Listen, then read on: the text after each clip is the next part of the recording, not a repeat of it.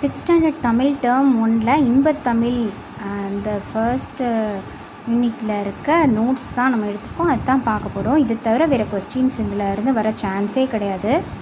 இன்பத்தமிழ் எழுதினது யார் அப்படின்னா பாரதிதாசன்.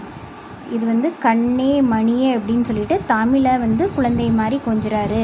தமிழை கண்ணே மணியேன்னு குழந்தை மாதிரி கொஞ்சுறது யார் அப்படின்னு கேட்டால் பாரதிதாசன்.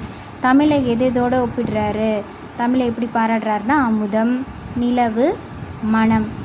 ஸோ இதில் ஒரு மேட்ச் புக் பேக்கில் இருக்கும். ஸோ விளைவுக்கு தமிழ் விளைவுக்கு நீர், விளைச்சலுக்கு நீர் வேணும்ல அப்படிங்க வச்சுக்கணும். அடுத்து அறிவுக்கு தோல், அறிவுக்கு தோல் கொடுக்கணும்.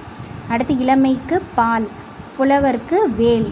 ஏன் வேலோட கம்பேர் பண்ணுறாங்கன்னா வேல் ஒரு ஆயுதம், கூர்மையான கருத்துக்களை கூடுறதுனால தமிழை வேலோட கம்பேர் பண்ணுறாங்க. கவிதைக்கு வாள், கவிஞர்கள் வாள் கூட வீசுவாங்க அந்த மாதிரி. அடுத்து சோர்வுக்கு தேன், தேன் குடித்தா ஒரு எனர்ஜி வந்துடும்ல.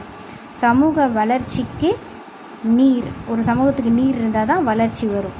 ஸோ வாழ்விற்கு ஊர், வாழ்கிறதுக்கு ஒரு ஊர் வேணும். ஸோ அடுத்து நிருமித்த அப்படின்னா உருவாக்கிய. விளைவுனா வளர்ச்சி, விளைச்சல் இல்லை, விளைவுனா வளர்ச்சி. இயற்பெயர் பாரதிதாசன் இயற்பெயர் சுப்புரத்தினம்.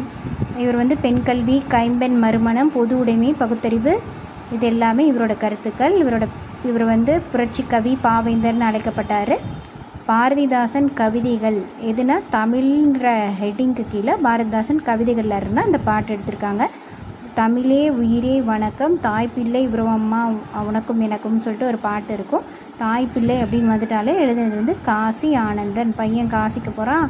ஸோ தாய்ப்பிள்ளை உறவம்மா காசிக்கு போகாத காசி ஆனந்தன்.